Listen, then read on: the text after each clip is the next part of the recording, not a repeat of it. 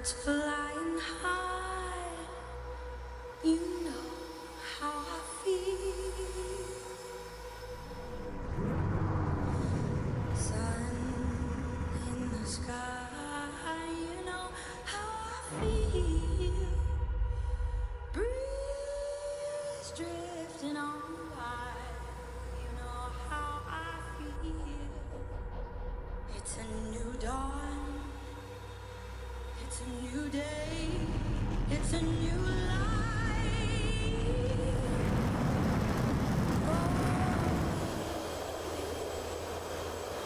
And I'm feeling good.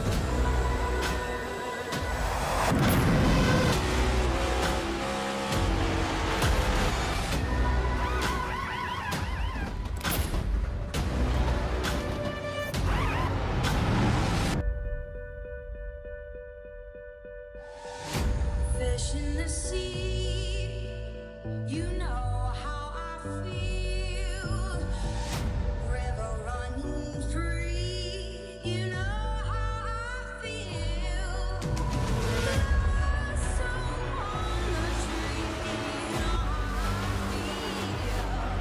It's a new dawn, it's a new day, it's a new life.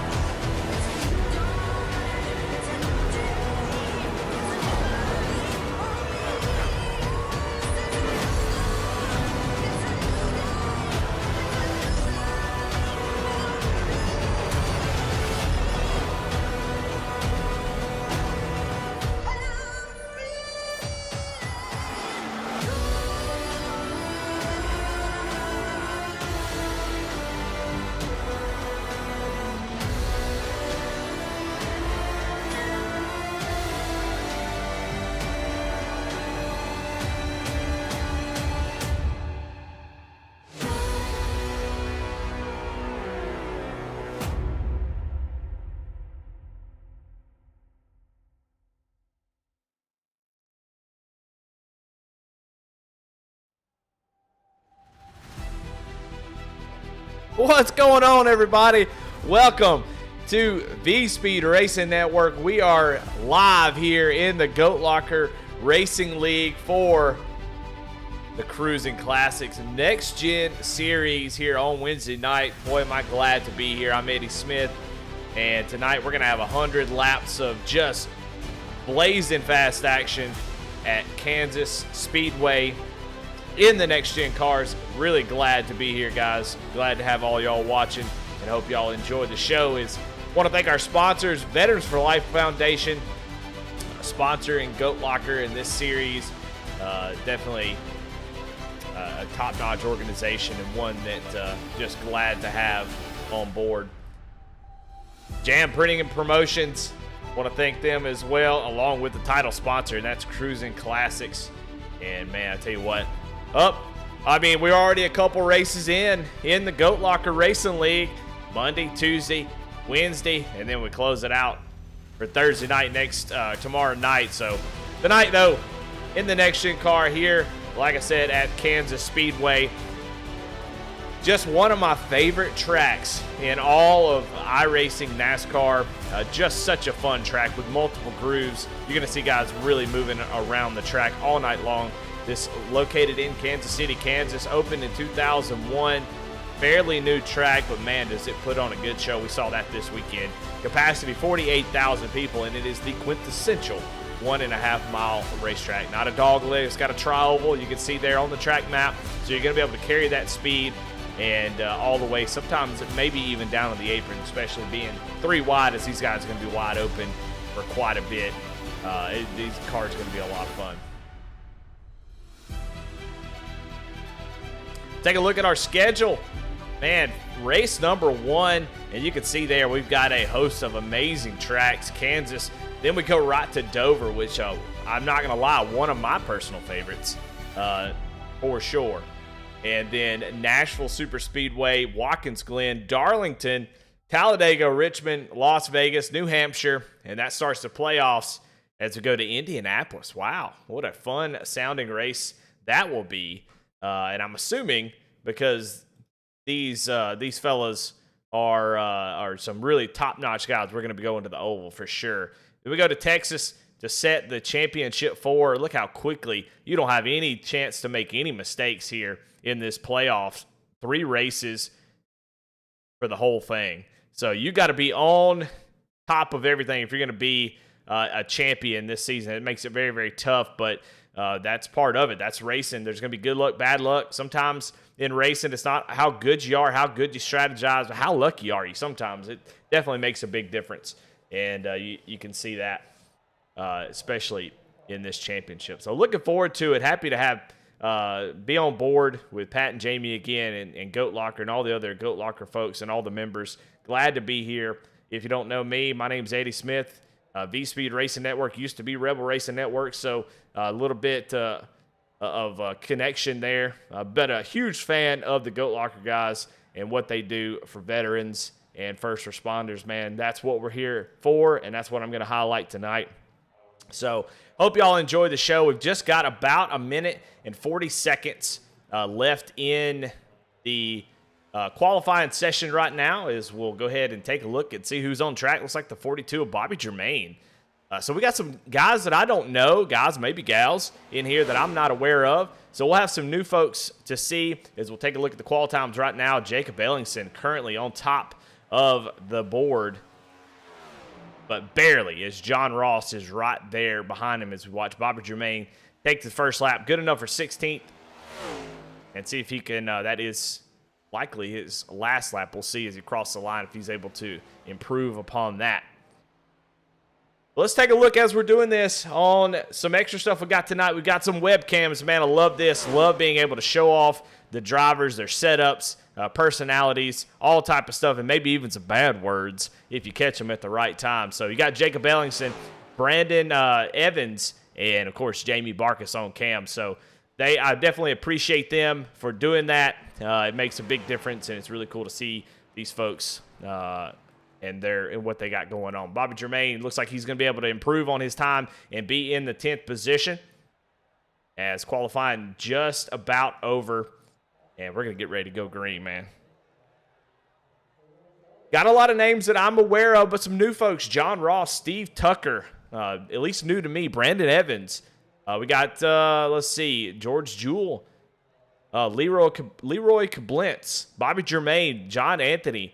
And then I see some pretty some common names that I've seen quite a bit. Cody McElwain, I see him on track. He's not able to get a qualifying time in before we start gridding up. But let's go ahead and jump right into the grid.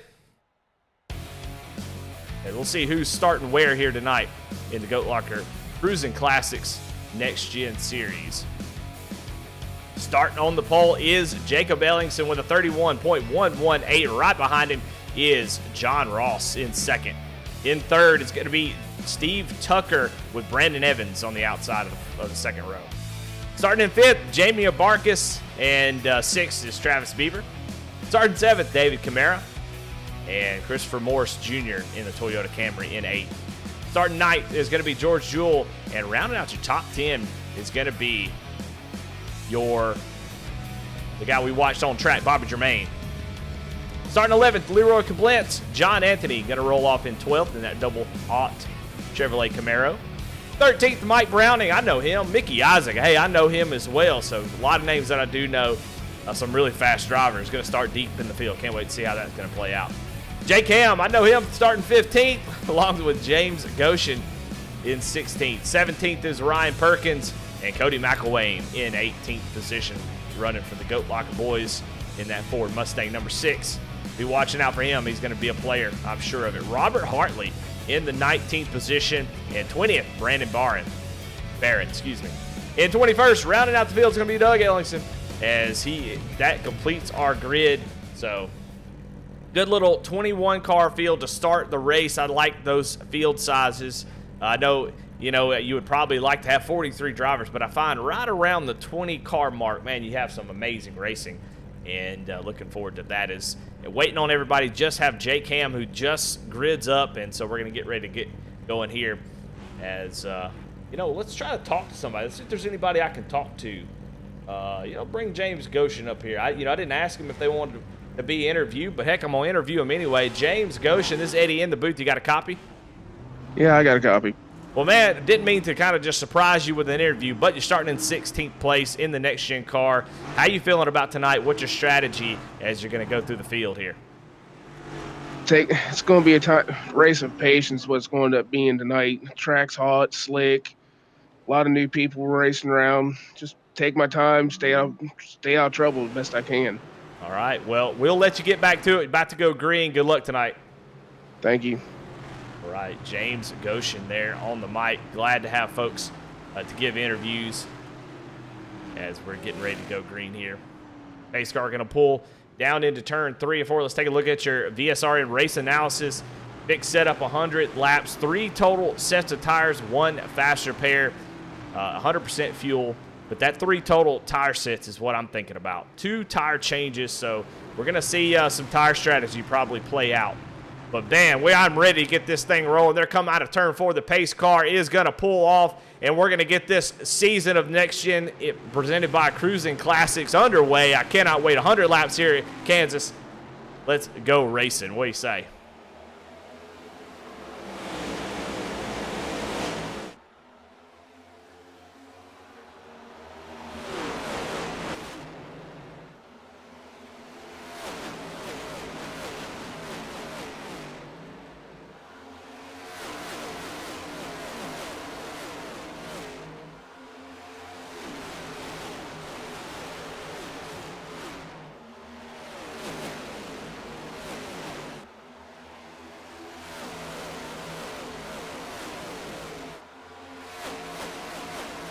All right, as we cross lap number 1, Jacob Ellingson going to lead the first lap as we got a battle here for second place between Steve Tucker and John Ross, which Jacob Ellingson loving to see this as he's able to start to pull away a little bit. But look here at John Ross going down to the inside with a run, starting early, not being patient at all. I love it. I want to see some aggression. You see Brandon Evans there going to watch this battle in this 39 machine as he is all over the back bumper. These guys are looking to go quickly. They are not wasting any time. We look at Brandon Evans trying to figure out where he can go, top, bottom. Where am I going to go? He's going to go up to the top side behind Steven Tucker. That top side going to be really, really strong, especially towards the end of the run. But let's see what it looks like here. As you see, John Ross gets a great run off the bottom there. So I think we're going to see both lines be really, really strong early. But as the tires wear, where will that line move to? And will it be top? Will it be bottom? Will folks find different places to run? I think you got to try to get that clean air if you can. But Brandon not able to really do anything, but he's getting set up here. He's got a nice run going into turn 1. And he gets right to the back bumper of that 99 machine. You can see that dirty air being a factor. It's going to be a factor all night long as Jacob Ellingson has control of this race. Watching this battle for second, third, and fourth at the moment. And you see Travis Bieber already up on the top side, getting it moving. Now, the one thing about the top side that we do need to talk about a little bit is that it will wear the tires out. You have to be careful. Once you wear that right front out a little bit too much, it is going to be extremely difficult to make it through the middle of the corner at the end of these runs. So you have to pick and choose. Right now, Jacob Ellingson making a lot of speed up there. But how long will it last? But he's doing a great job for sure. We'll take a little onboard shot of Jacob Ellingson as he's leading this thing. And he's all up on the wheel as he gets right into the wall a little bit, makes a little bit of contact, but these are the next gen cars, baby. We can do that. It makes a little bit of contact, but has the lead about 0.4 of a second over Steve Tucker at the moment.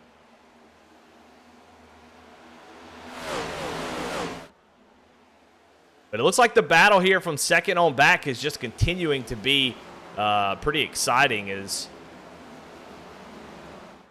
right now Steve Tucker has it, but man, look at these drivers that are starting to make their way up into this little gaggle of cars. give you the blimp shot, which is no better than what what I just gave you.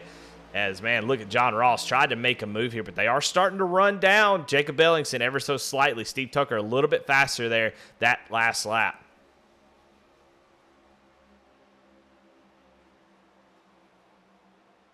But it's tough to have patience here early on. That car's got all the grip. Well, take a look at the weather real quick. You know, earlier it was a lot hotter. It's starting to cool off a little bit, 92 degrees. That's a pretty nice track temp, if I do say so myself, as Brandon Evans going to go down to the inside of John Ross here, and John Ross just concedes the position. Smart move there by John, but that's going to open the door as he kind of gets a little bit loose there, and that opens the door for Travis Bieber, who's going to take the spot away from him. Here comes Jamie Barkus in that number 15 Crusin Classics Chevy Camaro. He goes right down to the bottom, and, man, John Ross, that one little move really messed him up as he is going to drop all the way back to, looks like, 8th position there, and he was running 3rd at one point. So falling back early is John Ross. We got 100 laps, plenty of time to make that up for sure as we watch Jamie Barkus run that top side. Boy, that make it look good up there, let me tell you. We'll take a lap around with Jamie and see what it looks like from in-car and on his webcam. See how hard he don't have his tongue out yet, so I guess that's a good sign. Whenever you see that tongue come out, that's when you're in trouble. But right now, you just want to try to maintain that draft. You want to save that right front. Don't put that much wheel into it if you can. You see, he's putting a little bit on entry, but as soon as he can get on the gas, he starts to unwind that wheel. And that's a balanced race car. That's the way you want it to be. He's definitely going in the right direction. Oh, as he does make a little bit of contact there on entry. But these next-gen cars are very, very stout, and they can handle it, that's for sure. But Jamie looks calm. He looks collected. As we got a battle right in front of him. Travis Bieber trying to maybe look around, see if he can get around Brandon Evans. Not able to do it, but Travis really committed to that top line. We'll see if that's something he can continue to do as he gets a nice little run here.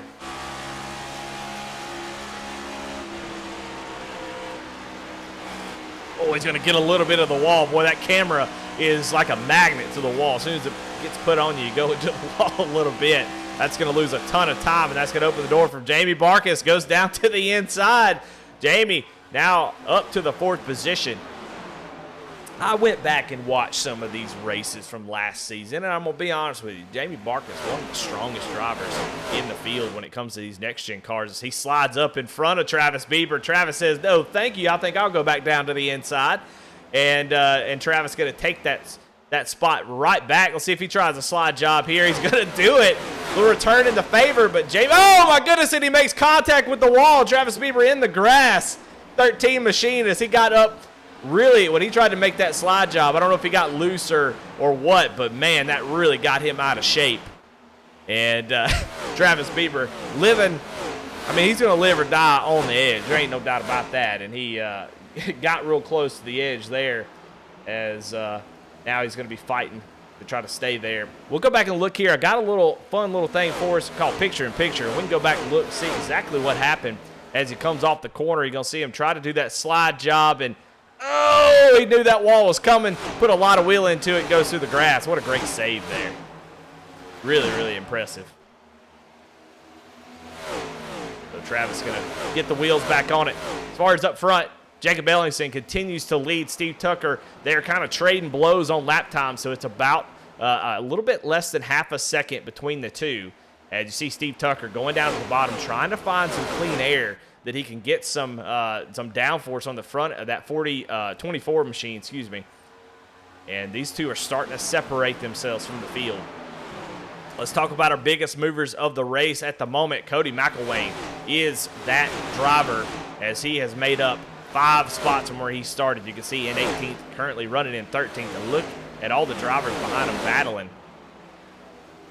But I tell you what, man, these Goat Locker guys, they always bring the paint scheme. It's hard to beat them when it comes to paint schemes. And, man, look at that. That number 6 machine is a fantastic-looking car. They say green is bad luck, but I think that's a short track thing. I think he'll be okay. But currently up 5 spots. We also have another big mover, Christopher Morse, who's up here in the 19 machine on the back bumper of Jamie Barkus.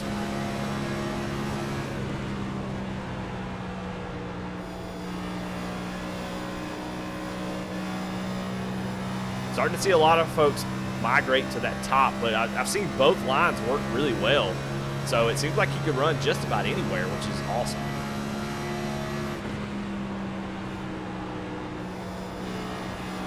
See, just riding behind Jamie, I mean, it's tough because you don't get the turn, you don't get the downforce on entry and through the middle. You really have to make it up off the corner, use that draft to stay with him.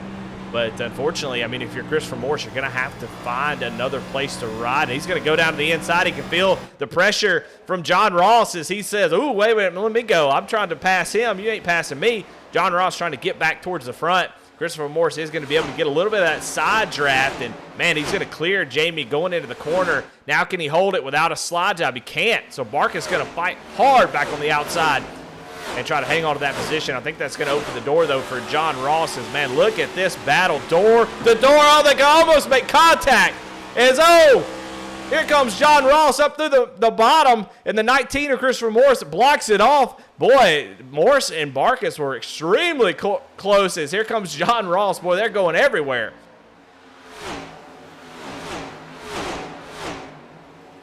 Battle continues to rage on this for 4th, 5th, and 6th. John Ross trying to find a way. That bottom just so tough to use as the momentum off the top side, especially if you're able to run up there at the very top. Now, what Barkus is doing is he gets really close to the wall, doing that Larson line, and like everybody else who runs at the top, I don't know why they call it, oh, they're going to be 3 wide, though, off the corner. Here we go. We're back at it.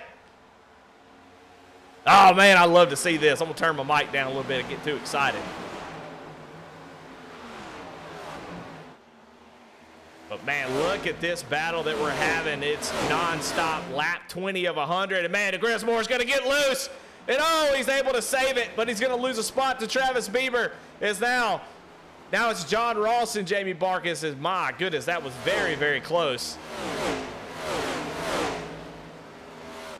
You can tell how bad these guys want it. You want to be the points leader by the end of this thing. And so you've seen a couple guys have some issues. Now, for 2nd place, Brandon Evans has run down Steve Tucker, who is starting to lose ground from your leader, Jacob Ellingson. And I got to say, man, I've known Jacob for quite a few years now, and, man, he has really improved here on iRacing. I've known him basically right as he was, I think, getting into it. And he was definitely really green, but the last few races that I've seen out of him, he has been a dominant car. As here comes John Ross down to the inside of Jamie Barkus. Can he complete the pass for 3rd? He's been very, very patient. He's one of the more patient guys I've seen to try to make a pass. When does that patience run out? It's still early. John Ross seems like he's got plenty of talent as he had to fall back there after lifting early, lost a bunch of spots. He's trying to make those positions up. Oh, man, you can see those cars getting really tight off the corners. The right front now is heated up, starting to wear a little bit, and that's where that top line really shines. And as you go down to the bottom, it makes it very, very difficult to pass because you really need to use the whole track. We've seen a couple drivers do that already where they're coming off the bottom, and the front end just sails towards the wall, and it makes you scrub so much speed off. And that top side able to keep the momentum up unlike that. Let's go back through the field. Let's find some battles. Don't want to talk about just the front drivers. As, man, James Goshen, who we talked to, he said, go be patient. That this track's all about taking your time to be patient, make passes when you can, and he's doing that. He's up 2 spots from where he started, and currently to the inside of Leroy Blitz in that 85 machine. And it's a battle for 13th. James has got it on entry. Can he hold it, though? Mickey Isaac sitting, laying in the wings back there to see if he can maybe take advantage of these guys running side by side. Mickey Isaac's got a nice run here. Can he do anything with it?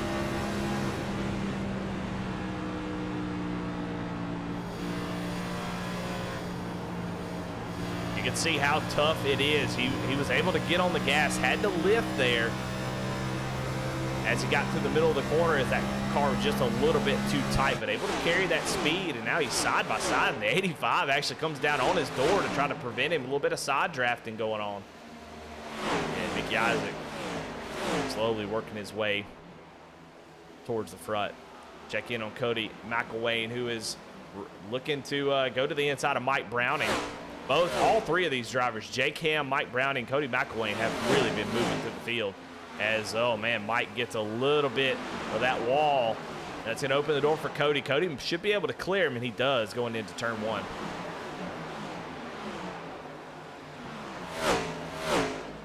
But right in front of Cody is Jake Ham. He is also one of the bigger movers. Started in 15th, has cracked the top 10 in just 25 laps.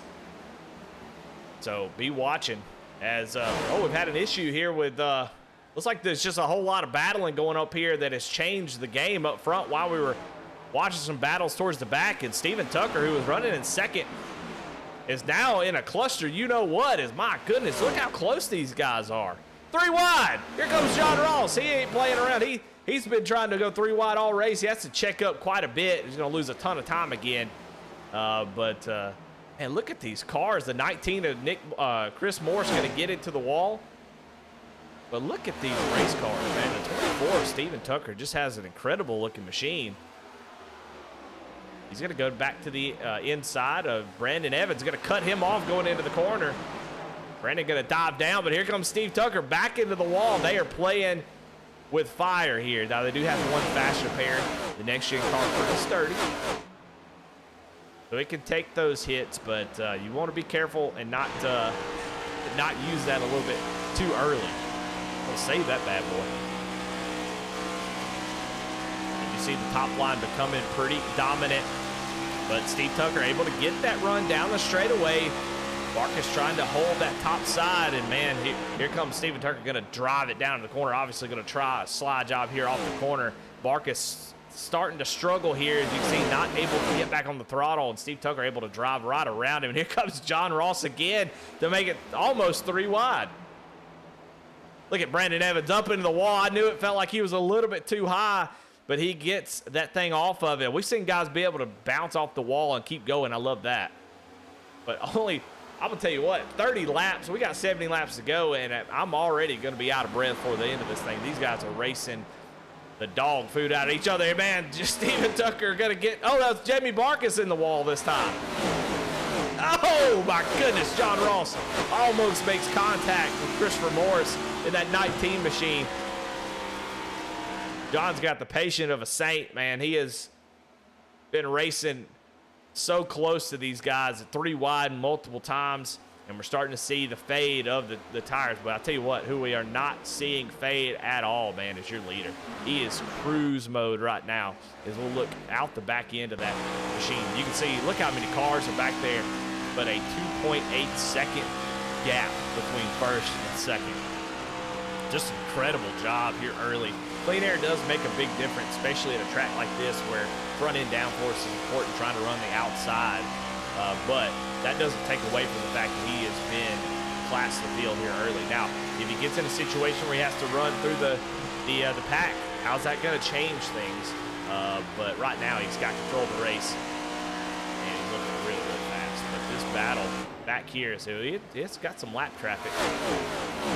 That is Ryan Perkins. Oh, sorry, that was Doug Ellington, excuse me. Going a lap down. So already got some lap traffic for Jacob to navigate. But look here, man, just incredible. Second, all the way back to 8th place. George Jewell is going to bring up the rear of the field. He's starting to move forward here as Brandon Evans starting to fall back a little bit. Uh-oh. As George is going to blink out a little bit, we'll get the camera back. Man, they're 3 wide here.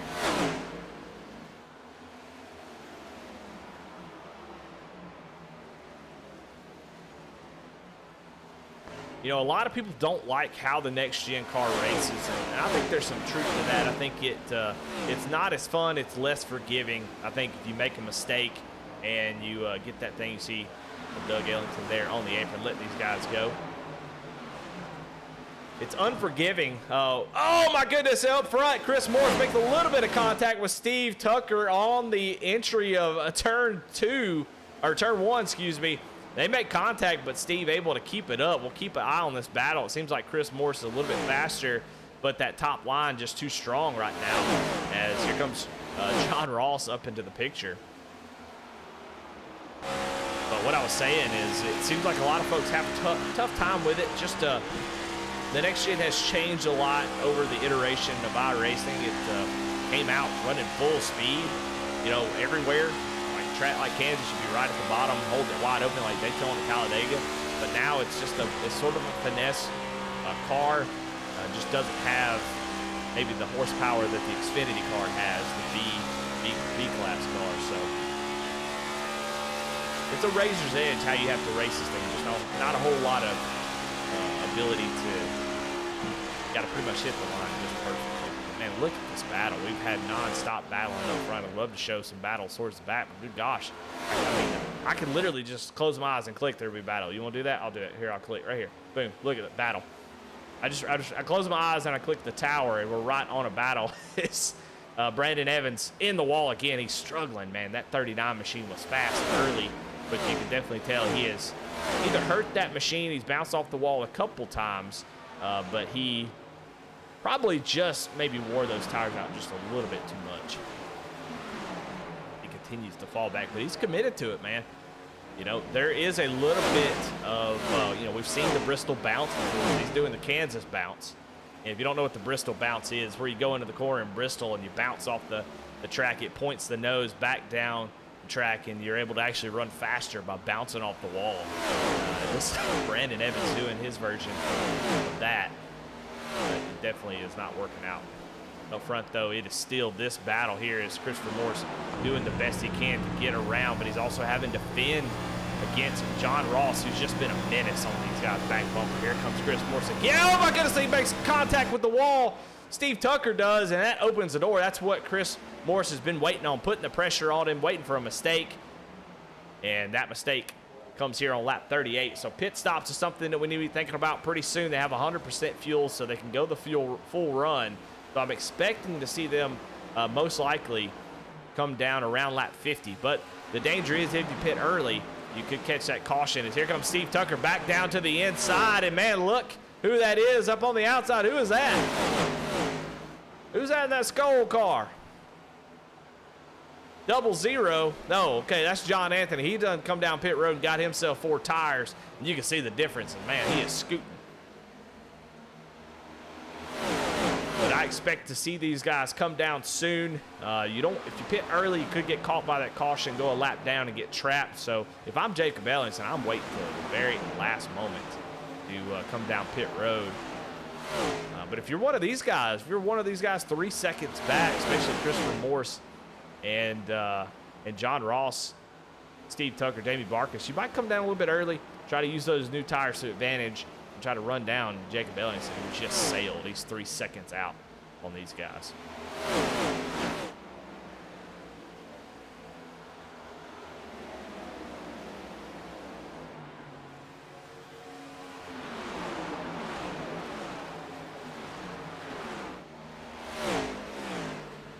Well, lap 41 of 100, closing in on halfway, and right now it's all been Jacob Ellingson.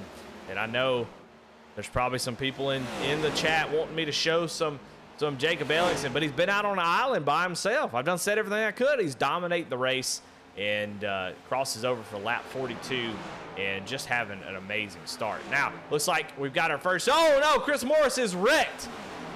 The 19 sitting sideways on pit road. I think he might be looking for a caution, but he ain't going to get it as he's on pit road. So one of your leaders has crashed getting on pit road. I don't know if he was trying to get on pit road and just lost it, and we'll take a look at it here if we can and maybe see what happened to him as he's coming down to make his stop. We'll look at the picture-in-picture or the replay, but the 19 with John Ross right on his bumper. Look, he is coming down pit road and gets that apron, starts to lose it, running that brake bias down a little bit too low and actually bounces off the wall there. So, my goodness, a tough deal for the 19. Probably hoping that a caution would come out, but it did not. And I don't know if he quit. I think he may have quit the race. I don't see him in the race anymore. The camera has gone. So, not sure if he had caught. He did. He just manually disconnected. So, Chris Morse out of this thing after a self-spin down on the pit road.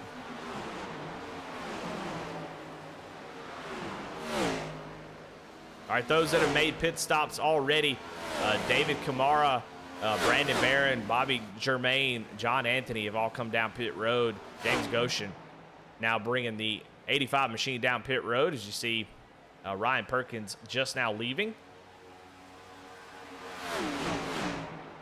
So when will the leaders come down pit road? Right now, John Ross has taken full control of the second position.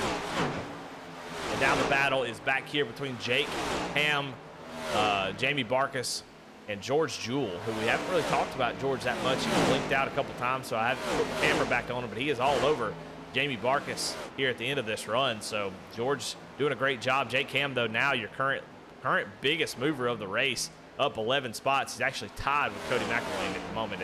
Here comes Jamie Barkus down pit road, down to make the pit stop. Oh, he's going to miss it. Oh, he's going to miss the commitment cone, too. That's going to be a penalty for the 15 machine as he comes down pit road. And I think you got to be on the inside of that particular cone, and I think he's going to get a penalty for that. We'll watch and see. Jamie was having such a good race. We'll see. The stopwatch will definitely tell if he's going to get a penalty. And we'll watch that real quick. We'll go back and see if we can't watch that one more time.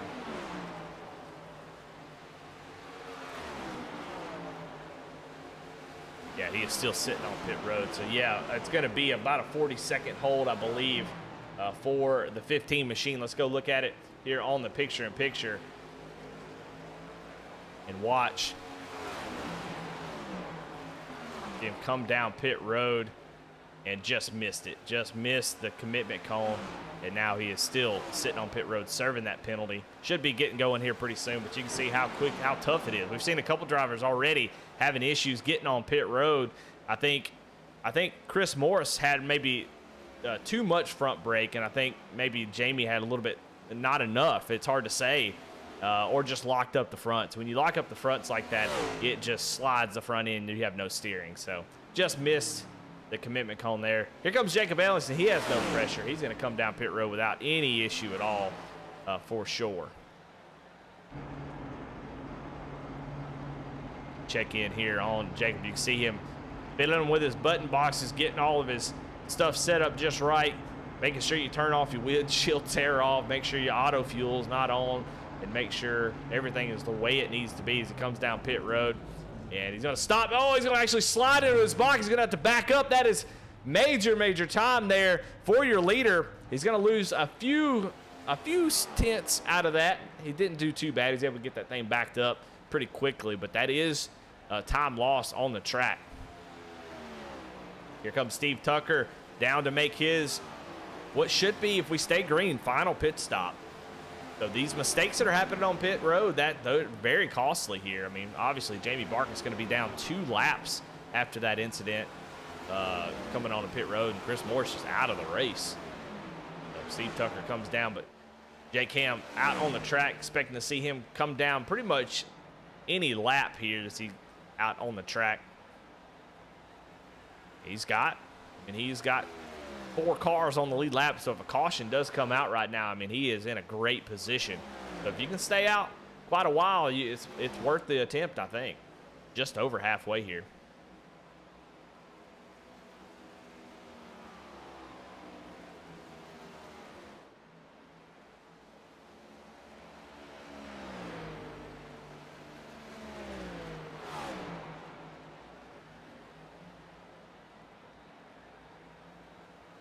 Mickey Isaac coming down pit road. He is in his box trying to make what should be his final stop.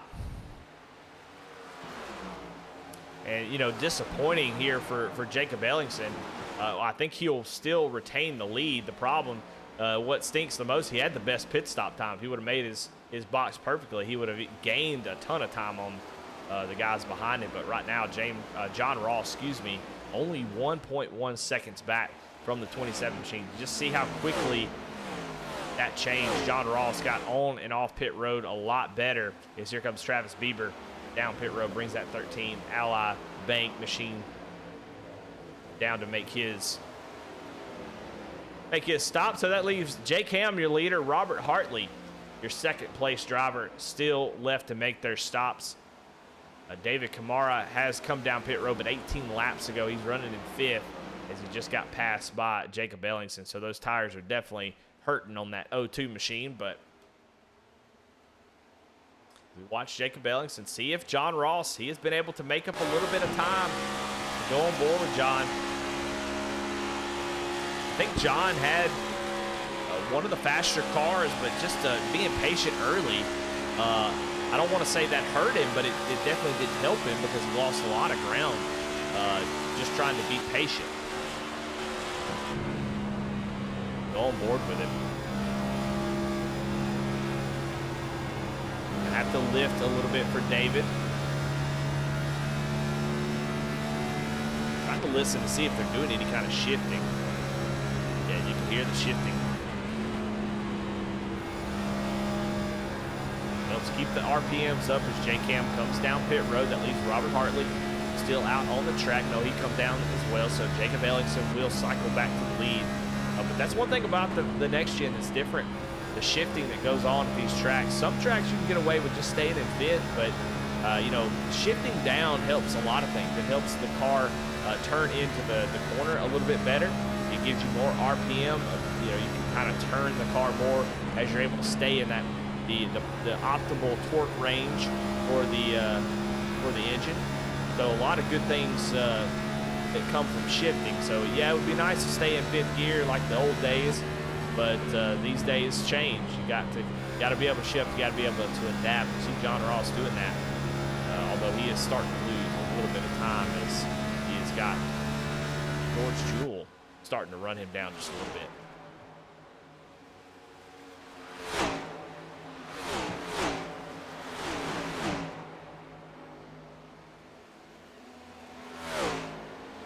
After that cycle of pit stops, you know, these two drivers right here, George Jewell and Cody McElwain, they pitted about 3 laps earlier than the leader. So Cody McElwain's been able to move himself inside the top 5. He's got Steve Tucker, who has about 4 lap fresher tires, probably 5. It's all over the back bumper or that number 6 machine, but Cody has definitely made his way through the field. I think he's only 2.8 seconds off of the lead. Jacob Ellingson had a massive lead with that slide. You see how big a difference a big deal that makes when those mistakes happen. But look at Steve Tucker all over the back bumper, and Cody's going to go down to try to block that entry down on the bottom. So Steve going to enter in a little bit high, maybe try the crossover here off of turn 4. Cody going to defend the bottom yet again. Steve Tucker just going to go the long way around. Man, that's a great camera angle for sure. But a great battle here for 4th position. Tucker continues to have the runs that he needs. A little bit of blocking from Cody McElwain. Not really blocking. Blocking just sounds like a bad word. It's more like defending. He can definitely make a defending move down to the bottom. It definitely doesn't feel good when somebody does that because you're saying, man, I'm faster than you, let me go. But as hard as it is to pass in these cars, just letting somebody go is usually not the right call. It looks like Steve Tucker is going to be able to go around the outside regardless, and he'll take that 4th position back from Cody McElwain. Back here, Travis Bieber and Brandon Evans.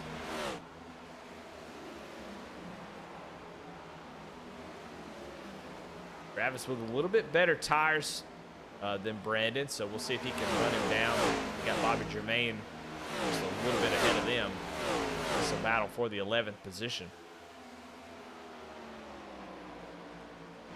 We got out the back end of Brandon Evans, who looks like he's got like a full motion or something going on. As you can see, he's definitely moving around in that seat, so I don't know if he's got like a full motion simulator or something. You can definitely see him moving around. He's always going to go around Bobby Germain there. Bobby in that 42 machine, he pitted about 10 laps before those guys, so his tires are a little bit worse. Brandon Evans got a pretty cool little setup. It's hard to tell what kind of wheel that is. Looks like a Fanatec direct drive with the NASCAR wheel. Some cool looking shifters, little paddle shifters on there. Maybe we can get that up a little bit to see that, but man, those look cool. Now, what normally comes on the on that wheel is shifters that are kind of pointed towards your screen. They're actually hard to reach, but those look really, really nice. You can actually go up there and just grab a gear really quickly, and you see they're 3 wide. But Travis Bieber all over the back bumper. Now looking to the inside of Brandon Evans. I love to see these people set up. Well, I had a guy last night in the league, in the Bluegrass League, that, man, he had a whole wraparound 80-20 setup. I mean, just he was like he was sitting actually in a car. As, man, look at the 3. Jake Ham, I don't know what happened to him, but he is 1 lap down. Jake Ham also had a penalty, just like Jamie Barkus, 54 seconds or, on pit road in the pit lane. So that's 4 tires and fuel and a 40-second penalty. So that is not for position. Jake Ham back in 18th position, 1 lap down. So disappointing, as he had really moved his way up through the field. Good grief. He is fighting to try to catch up maybe to Jamie Barkus, who should be a little bit ahead of him. Both those drivers 1 lap down. If he can get up there to Jamie, he can be the lucky dog recipient if a caution does come out.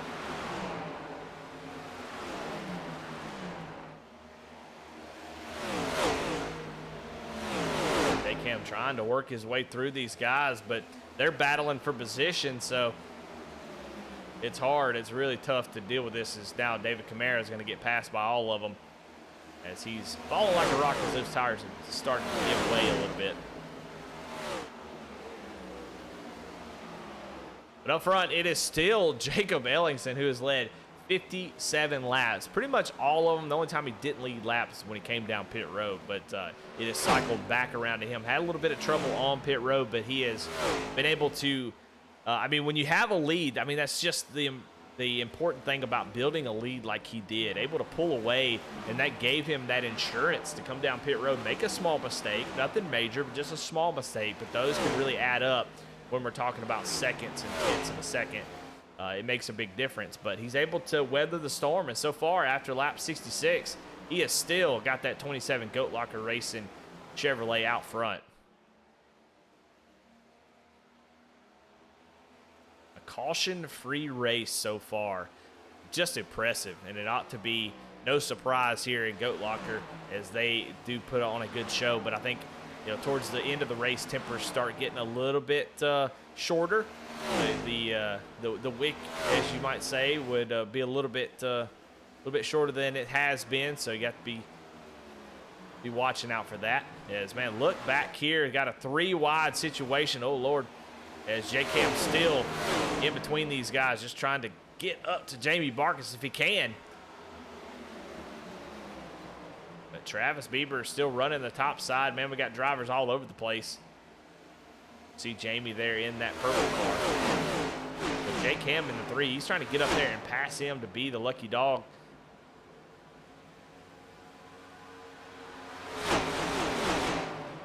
Jamie carrying the Crusin Classics, the title sponsor, on that 15 machine. Good looking car. I like it.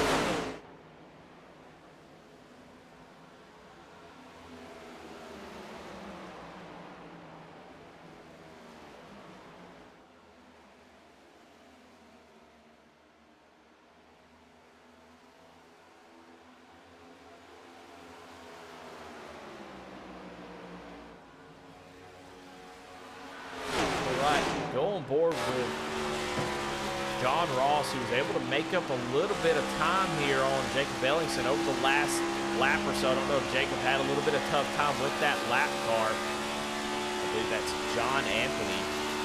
But Jacob lost a ton of time there.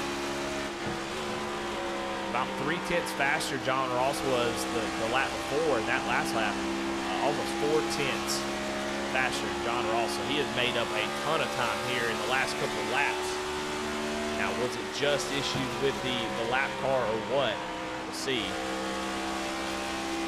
We'll see as they cross the line. Jacob's been really committed to that top line. We've seen guys work different lines all race long, but he has definitely not moved from that top line. So that seems to be the most dominant, especially if you're out front. He hasn't had much issue. I think if you're in dirty air, that top line can be tough. You just lose the front end through the middle, but he doesn't have to worry about that. And they crossed the line last time. Jacob Ellingson back being the fastest car on the track. So just 29 laps to go, coming to 28. Time is running out. If you're John Ross, you got to dig down deep, find that little extra. Now, he does have draft here. He will start to get the draft now that he has gotten within a second of Jacob. So down the straightaways, John Ross will have a slight advantage. But you see him running a different line, running down at the bottom, trying to get air on the front of that machine. And so far, it's working. I mean, he's able to get through the corner pretty well, and then down the straightaway, he's getting a massive draft. And he was able to make up a little bit of time that last run. I mean, John Ross is coming. You see him using that apron all the way down. He's cutting that track as short as possible just to gain every single tenth that he can get. 100,000th of a second.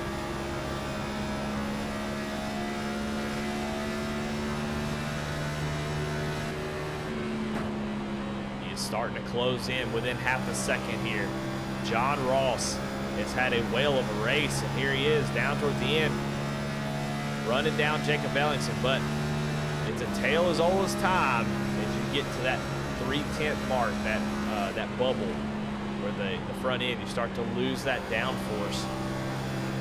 Is he going to be able to use that bottom line to punch it? Jacob Ellingson can maybe try to go down and block his air, keep him off from running him down.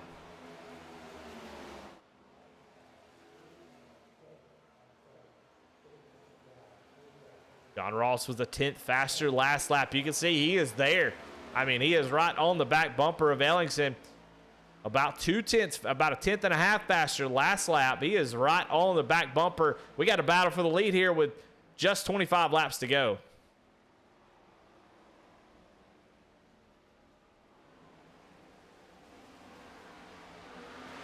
Going down into turn 3. John Ross going down to the bottom. It's been pretty successful to him. Now you see Jacob Ellingson starting to feel the heat. Comes down off the wall. That actually is something we haven't seen out of Jacob. He's been committed to being up as high as possible, but you can definitely see he's feeling the pressure of this 99 machine as Jacob Ellingson's dominant performance is starting to fade here. As John Ross, and now side by side, can he use the side draft? He's going to get right to the left rear corner, try to yank that 27 back, and does a good job. They're door to door as they're leaning on each other going down into turn 3. Can John Ross complete this pass? It's going to be tough. Jacob Ellington's been really strong on the outside. How are those tires doing on the 27 machine? Can he hold him off? John Ross gets a nice, oh, they're going to make contact into the corner. Jacob Ellingson makes a little bit of contact through the wall. Everything looks good, just racing there. I love it. They come off at turn 2. You can see how difficult it is. It's not John Ross doing it on purpose. He's just trying to make the pass, and we'll go on board with it. And watch that wheel off the corner. He's just trying to get that front end to turn. You see he's having to put a little extra wheel to keep it turning.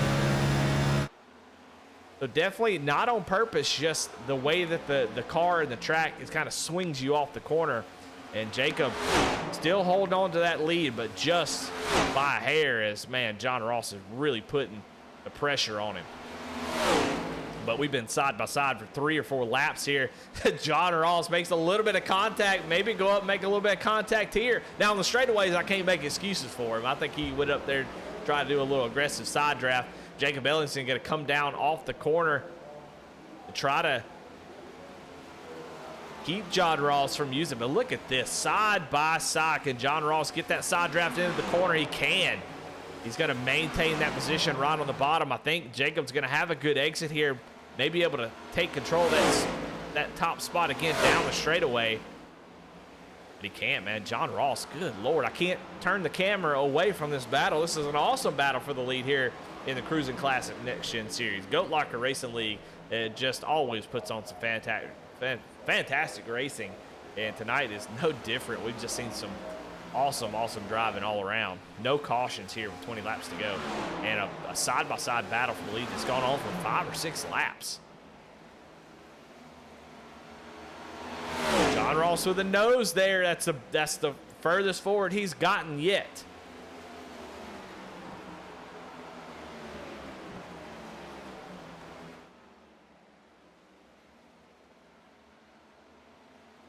Come off the corner. John Ross has a nose ahead, but Jacob Ellingson, no, John actually leads that lap. So according to NASCAR, that's a pass. We've seen about 4 or 5 passes here as they're running side by side.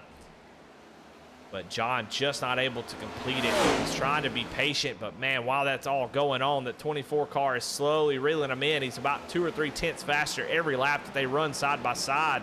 That's the downside of this. That 24 is just able to continue to run his line. This time by, I mean, look at this battle. I mean, I thought it was going to be over a couple laps ago, and it's still going on. John doing everything he can. So is Jacob Ellingson to take this spot. And nobody is relenting this lead at all. Now Jacob's going to get a great run here. Is the side draft going to be able to hold John? It is. Man, incredible racing here in the Goat Locker Racing League. This is awesome. Jacob now going to come down on the right rear to side draft him off the exit. As they cross the line, running 32.4s. And your third place driver running 32.2, so another 2 tenths he's able to make up that last lap. He is loving this as they're running side by side. Now there is some lap traffic. Oh, it looks like, oh, John almost was able to clear Jacob there. Thought about it, and at the last second, thought better of it, as I think he would have been gone into the wall. You can see that lap traffic there, but that third car back there in line, he's the one that these guys have to worry about. Steven Tucker, who is able to make up so much time every lap that they run side by side.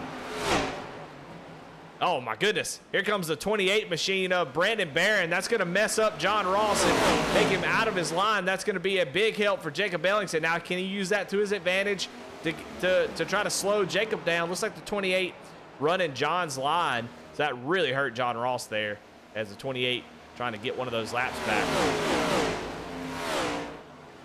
Looks like Bobby Germain is the 42 back here that's also joining the mix. And I know John Ross punching air right now. So is Steven Tucker, because Steven was definitely going to run him down. We'll see who used the tires the most. Is Germain going to go around? Looks like he was going to go around the outside. These guys have about 20 lap fresher tires, these lap cars, so it's tough with 15 laps to go. You want those guys to get out of the way, but they're racing their own race. You know, every point matters, and so it's tough. You kind of just wish, man, just go on around me. Quit playing around with me. I have to think about you. Just go. And Germain just not able to do it. He's going to go around the outside here. John Ross would love to let him go, but he can't lose that much time. Going to try to use the draft of the 42 machine. Does John Ross have anything left in the tank, or did he use it all up there in that battle we had earlier? How hard did Jacob Ellingson burn his tires up? Let's find out.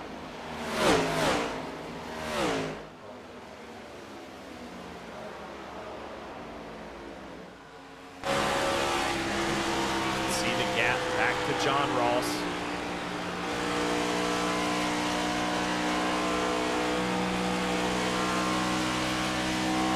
Watch the times at the line to see if Ross is able to make up any ground. Now right back to what he was doing before, down to the bottom. Use that bottom line to gain the advantage of having clean air. He's able to use the draft down the straightaway. And I think right there on the front stretch is where he's gaining a ton of time, because he's cutting that apron, which is completely legal, by the way. Time by John just a little bit faster.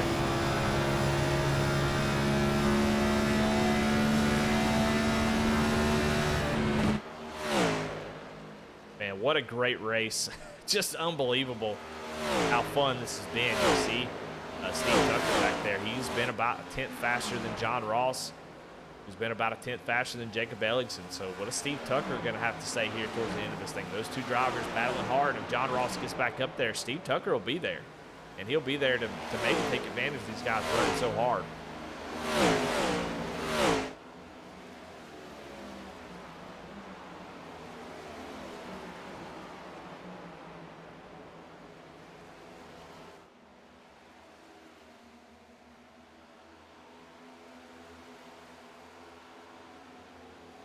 Last time by, these drivers were running the same lap time, and this time just so barely faster. John Ross is just 100th of a second faster as we cross over into 10 laps to go.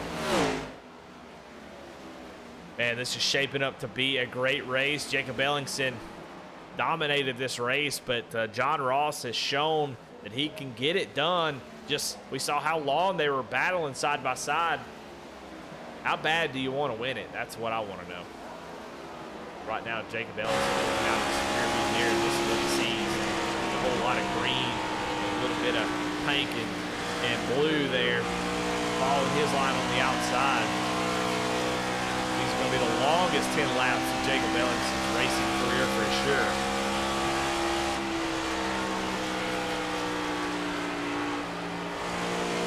But I think if you're Ellingson, you just have to continue doing what you've been doing and run that top side. Be smart, be patient, and really just force John Ross to go up there and take it. I mean, he has shown that he can get to the inside, but he hasn't been able to make the pass. Boy, it's about to be a three-way battle. Steven Tucker, 2/10 faster than the front two drivers last time by. I think Steve Tucker has got a little left in the tank, and he is going to join this battle as we've got a three-way battle for the lead with just 7 laps to go here in the Crusin Classic Next Gen Series at Kansas. Unbelievable. I cannot wait. This is going to be an amazing 7 laps as it crosses over 93 out of 100. Who is going to win this race? I have no idea. I'm starting to think maybe these two drivers have really hurt their stuff as they've been running side by side, but John Ross is there. He's going to look down to the inside. Steve Tucker going to be licking his lips. Jacob Ellingson, danger close to the wall there on the outside. John he's going to push off the corner. You can see the front end of that car not turning as Jacob's going to get a nice run there. The 99 had to put a lot of wheel into it to keep from getting into that 27 machine, but here he comes, Steve Tucker, ready to roll on the outside. I think Steve Tucker's going to break somebody's heart here.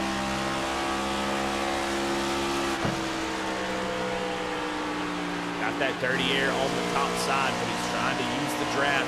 He's going to use the fact that these guys are racing side by side, and got real close there as John Ross really putting the pressure. Here comes Steve Tucker, though. He's got to run. Will he use it? What's he going to do with it? He knows John Ross has been going down to the bottom, so he can jump up to the outside and use that to his advantage, as he might get to the outside of John Ross here for second.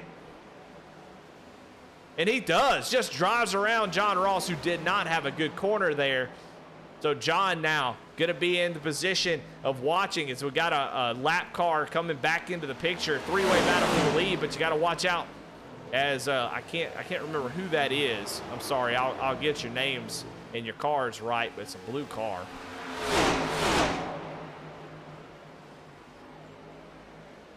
But we got a battle for the lead. Now Steven Tucker going to take his shot here. I think that's George Jewell in the 36 machine. Sorry about that. And John Ross, because of that, has just fallen off as he's going to have to. Jacob Ellingson almost gets in the wall. Has to check up a little bit. They're 3 wide with the lap car with just 5 laps to go.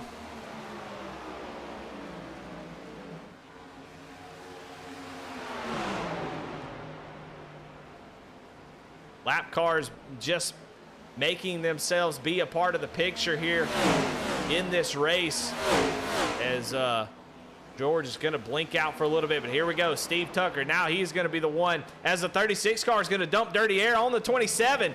The 27's got the lap car in front of him. Is the 24 going to be able to complete the slide job? No, he's not. And Jacob Ellingson actually gets into the wall, but he has momentum. He's able to keep it going. He's bouncing off the wall with 4 laps to go, 3 laps to go now. Who is going to win this race? The lap car driving off into the distance. Now it's just between these two. John Ross, though, loving this. He's going to be able to get back into the picture. Oh, Steven Tucker looks fast. Almost cleared Jacob Ellingson the last couple of turns, kind of went all in on that one corner, not able to do it. Going to run the middle here. They're coming to take 2 to go. Who has got this race? They're going to come off the corner. Oh, they're almost making contact. The 24 almost gets into the side of the 27, but they're still side by side. 2 laps to go. Down into 1 and 2. 24 really trying to make that car work. She just don't want to turn on the bottom. He's been running that top side, but now he's trying to make it. Jacob Ellingson going to get to the wall. Is that going to be enough? Is Steve Tucker? He is. He's going to be able to clear him going to turn 3. Jacob Ellingson going to get right to the back bumper. Going to make a little bit of contact. Oh, they make contact off of turn 4. Coming to the white flag. Steven Tucker has the lead. White flag is out. 1 lap to go here at Kansas. Steven Tucker able to complete the pass as Jacob gets into the wall. Does anybody have anything left, or is Steve Tucker going to be able to run away with this thing?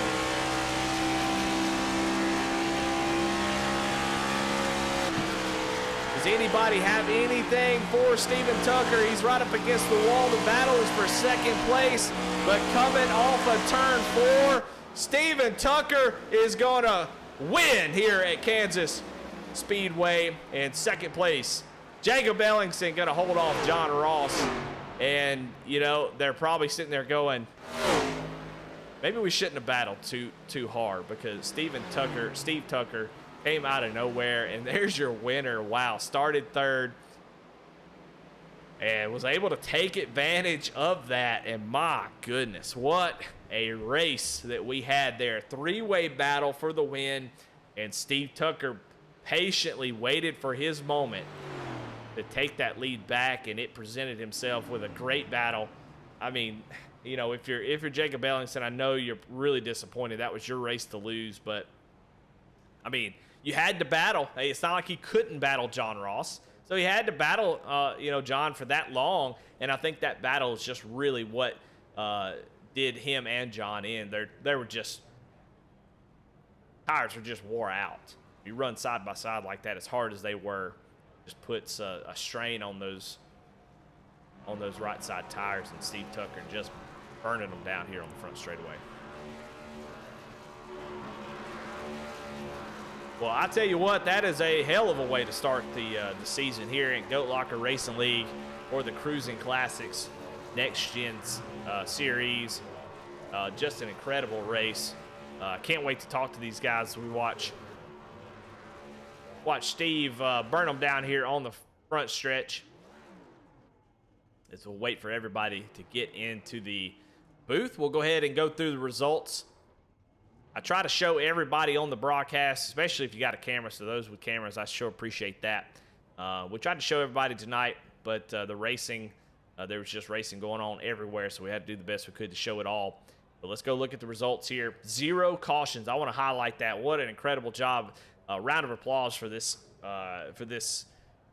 group of guys doing a great job. Some people having some issues and mistakes, but nothing big enough to cause a caution, and that's amazing. So Steve Tucker going to take the top spot. Jacob Ellingson and John Ross round out your podium. Cody McElwain going to move up 14 spots from where he started and finish in the 4th position. Travis Bieber there in 5th. Mickey Isaac in 6th. 7th is Robert Hartley.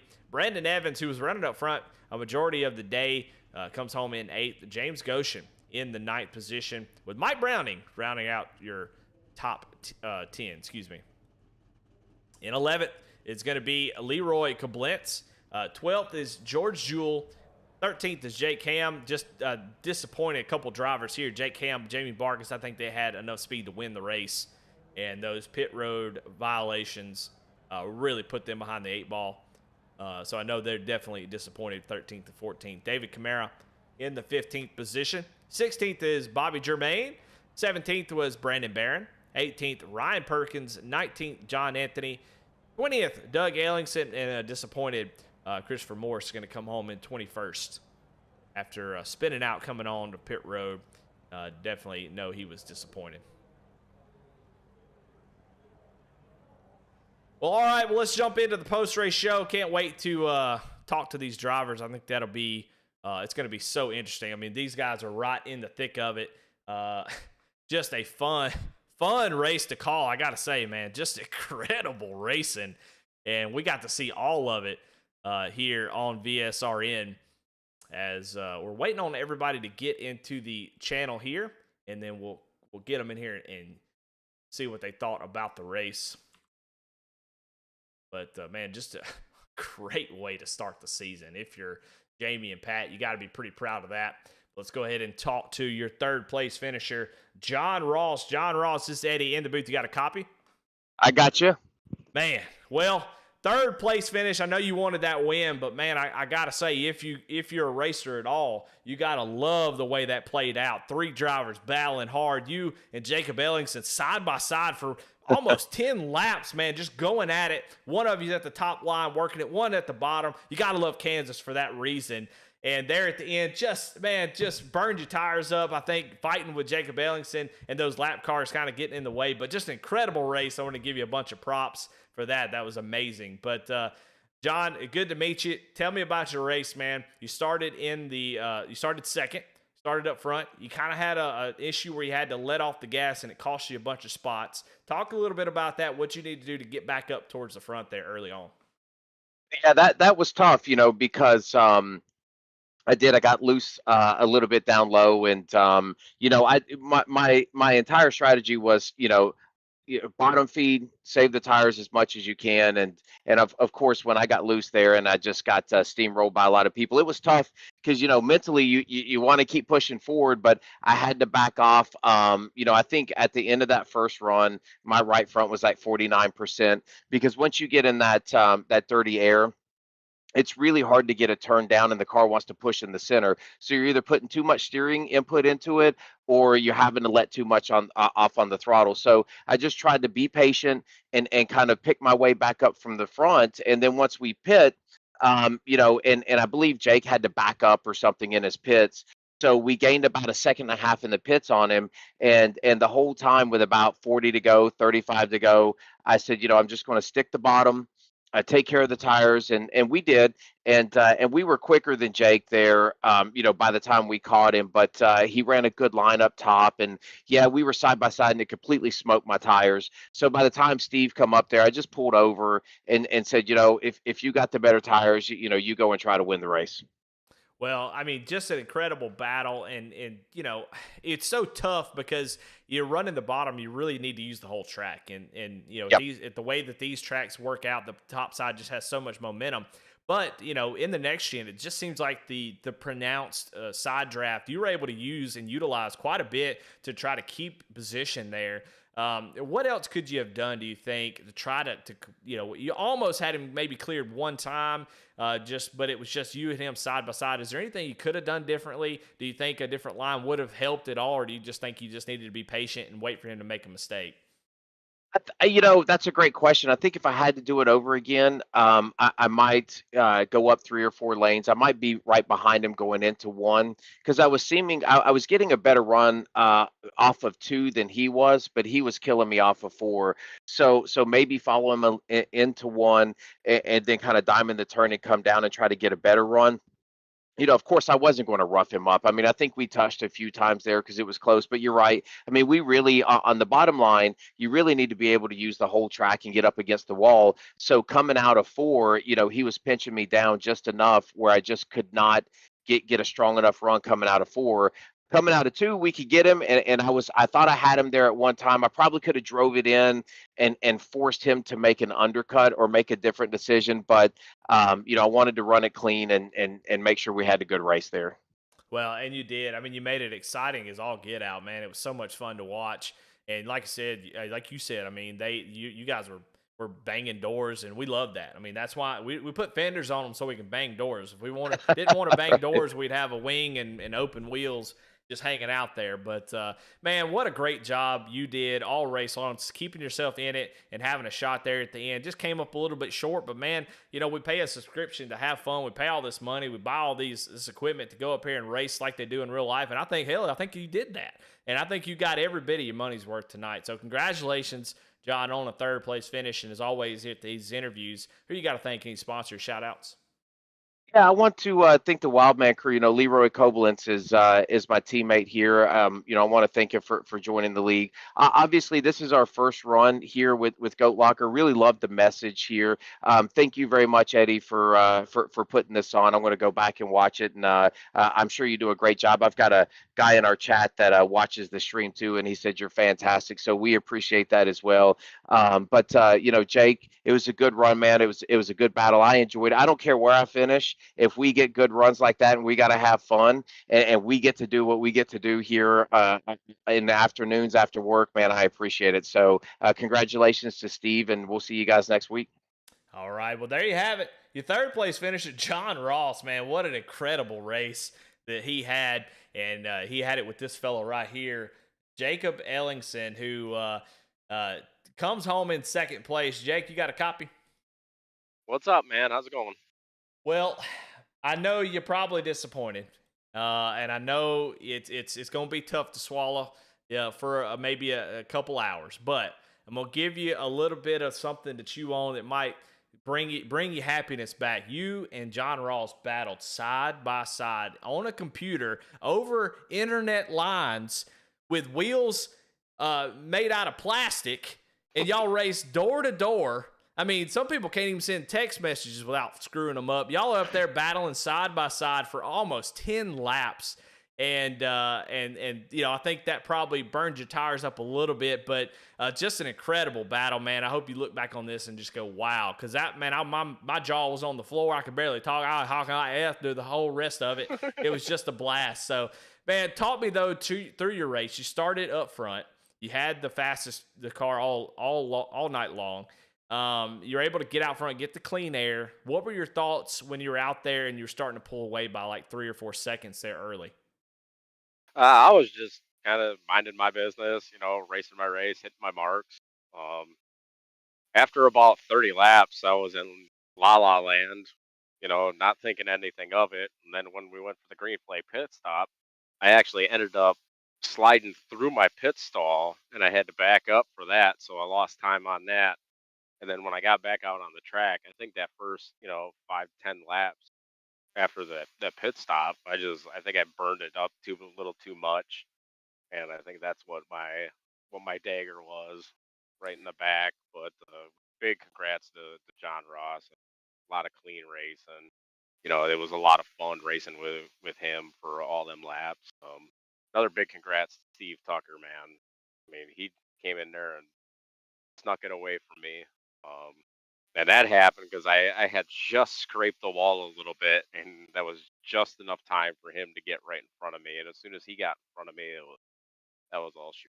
So, but I'm not too disappointed.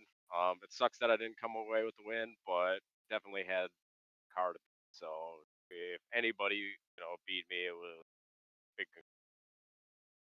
Well, man, just an incredible. And I do want to talk. I kind of highlighted it in the in the pre-race or during the first run. I mean, where you've definitely improved a bunch over the last year. What do you think you what do you think is the reason for that? Is it just the work that you put in? Where that improvement? You kind of just shot up.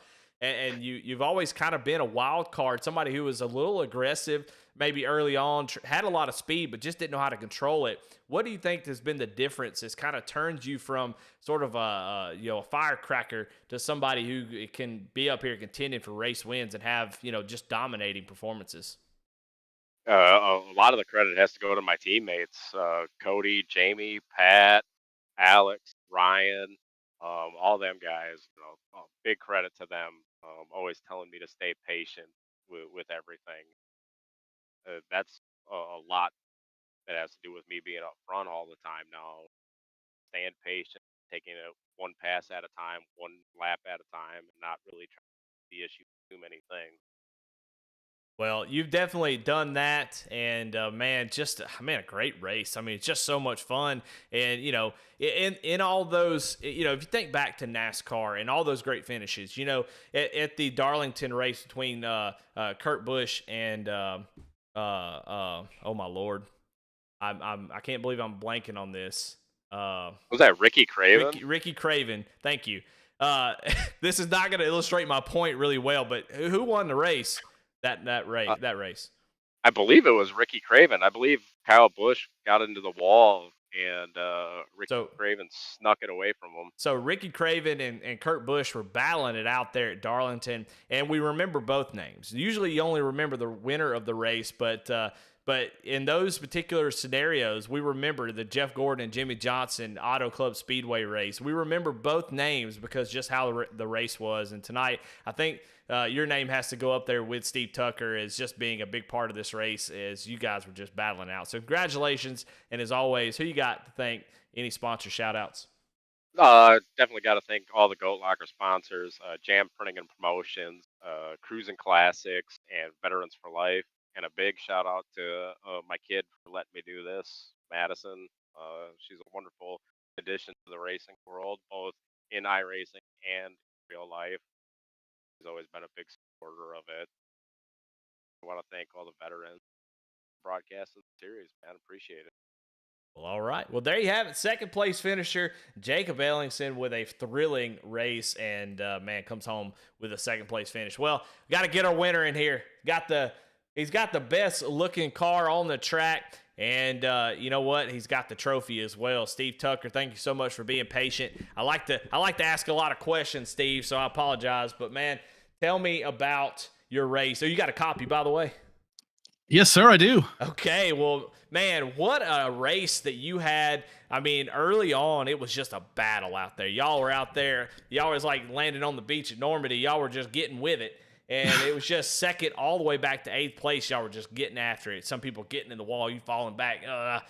But there at the end, you know, I don't know if you felt like you had a car to win it. But I got to imagine, I'm jumping ahead a little bit, but I got to imagine you had a big old smile on your face as those two battled side by side for almost what it seemed like forever, and you were able to run them down. But before we get into that, though, we'll get into meat and potatoes. Talk to me about the first part of the race. You started in 3rd place. You kind of just ran around that top 5 position. What were you struggling with? What was the car doing for you? What were you struggling to get out of it early on in the race?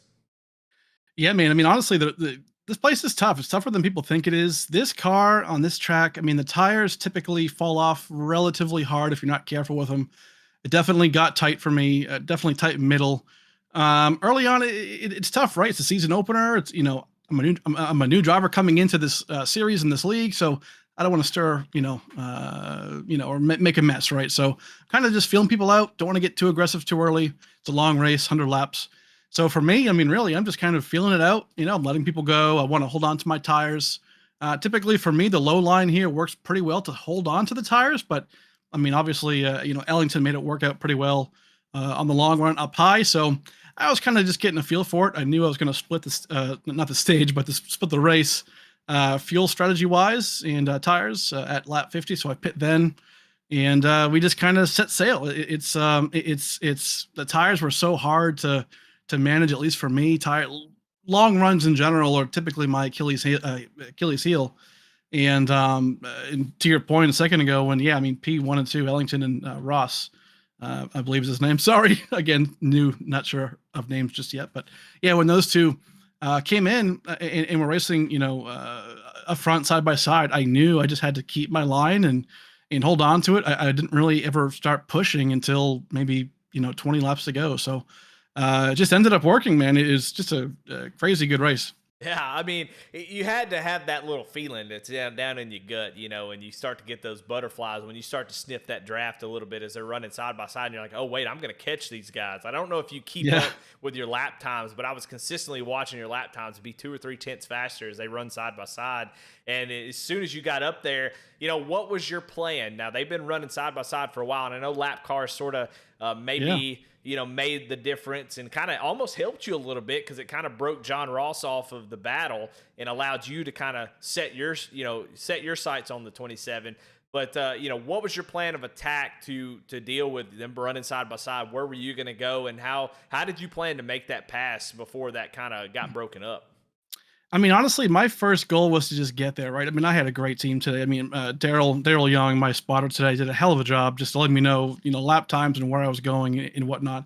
Super good. That honestly, I think made the difference was Daryl. So big time there for sure. But as far as, really, we just kind of said, okay, we're going to hold on to our, tires. We know they're burning their stuff up, racing together up front. So me, really, I'm just sticking to my line and not really, I was maybe going 80%, majority of that second half of the race. just to catch him gradually. I knew that, goal number one was to get there. And then once we got there, then we'll figure it out, how we pass him. Right. So it's, and then, Ross, more or less gave me the spot. His stuff was pretty beat up. So definitely much respect there for Ross.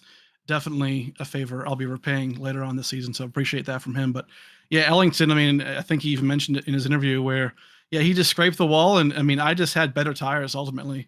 I was able to make it stick just a little bit more down low or up high. And once he kissed that wall, I believe on the second to last lap, that was it. I just got around him, cleared up, and then robbed him of that high line and brought her home. Well, I tell you what, best looking car on the track and the winner. Man, just congratulations on getting the first win. It makes the rest of the season just a breeze for you now. You've been able to get the win and get that out of the way. You don't have to worry about that for the rest of the season. But now you get to go out and battle for even more wins. So, man, congratulations. Just a great race by you. Way to be patient and come through it there at the end and find your time to strike. And when it opened up, you took it. And that's why you're the winner. So congratulations to you. And as always, man, at the end of these things, who you got to thank? Any sponsors, shout outs? Yeah, definitely. Man, hey, you mentioned it, the best car on the track right here, Brentley from harpoondesign.com. Go and check them out. They make the best paint schemes on iRacing, no doubt. I mean, you can see it here on your screen, so I'd love to see that in the winner's circle. And hey, good stuff right there. Also, big shout out to just all the servicemen and women across the country. I know this week is pretty sensitive with 9/11 just happening, or the anniversary just happening. So big shout out to all the veterans and active members. We couldn't do this without them. So big respect for them. And yeah, tell you what, next week, can't wait for that. Gonna go back to back. Let's hope. Gonna go for it. Absolutely. Well, Steven Tucker wins here tonight, and boy, what a first race to start off with. I'm so happy to be here, and boy, that's a great first broadcast as well, to be able to watch that broadcast, those battles that those guys had up front. And just congratulations again to all the field for 0 cautions here tonight, and Steven Tucker taking home the win. Just incredible. Hey, look, what else do you want? If you're watching, you're going, why am I not in Goat Locker? Hell yeah, that's what I say. Why aren't you in Goat Locker? You ought to be running this every Wednesday night. You can see what kind of racing you get. Want to thank, obviously, it's the Next Gen Series presented by Crusin Classics and powered by Goat Locker Racing, of course. And then we want to shout out to all the sponsors, Veterans for Life Foundation, Jam Printing and Promotions, and of course, your title sponsor is Crusin Classics. And also, just like Steve said, want to thank all of our veterans and first responders, military, everybody who puts their life on the line, puts their time on the line to keep us safe. And even folks like Cody McElwain, linemen who, man, put their lives, their time, their families on hold to make sure people have power in their time of need. Definitely want to appreciate those folks as well. It takes a lot to make this world go around, and those are some people that go a little bit the extra mile, and we definitely want to appreciate them. Thank Pat and Jamie for putting on this series. I think the 0 cautions and the great battles is a testament to them. They got good eyes for talent, apparently. Steve Tucker, John Ross, some new names I don't know, and boy, they sure did put on a good show. All right, this is the part that nobody likes, but if you are not subscribed to VSRN, please just push subscribe. It helps us get into the algorithm a little bit better. I'm not trying to make money off of YouTube, but it does help us cross-promote. So Goat Locker, will be seen by the 5 other leagues that we broadcast or more. And those leagues will be seen by Goat Locker. It's just a really awesome thing. We all work together. Just to kind of promote each other's series. So subscribe to VSRN. It helps get us in the algorithm. And then also go check out V-Speed. The name that you see on the top left, there's an actual channel. They're broadcasting tonight. So go subscribe to them as well. And V-Speed 2. That is another channel that we do some broadcasts on. The whole family of V-Speed. Definitely want to appreciate Adam Baker. All the graphics that you see likely came from him. We all kind of work together. It's a pretty nice collaborative effort over at V-Speed, so definitely want to appreciate them. Bradley Cooper, Alec Martinez, Connor Horn, those guys for being just a great group of guys. and definitely enjoyed putting on these broadcasts. And want to thank everybody for watching. Hope y'all enjoyed it. And I guess we'll see you next week. We'll take a look at the schedule one more time. We're going to Dover, 130 laps. That is going to be a lot of fun. We'll see you next Wednesday. And you see a short season. Won't be long. That win's going to make a big difference for Steve Tucker. And if you're having a bad race, this race, you want to get in there and have some good ones. But anyway, that's it. I'm Eddie Smith, VSRN. We'll see y'all next week.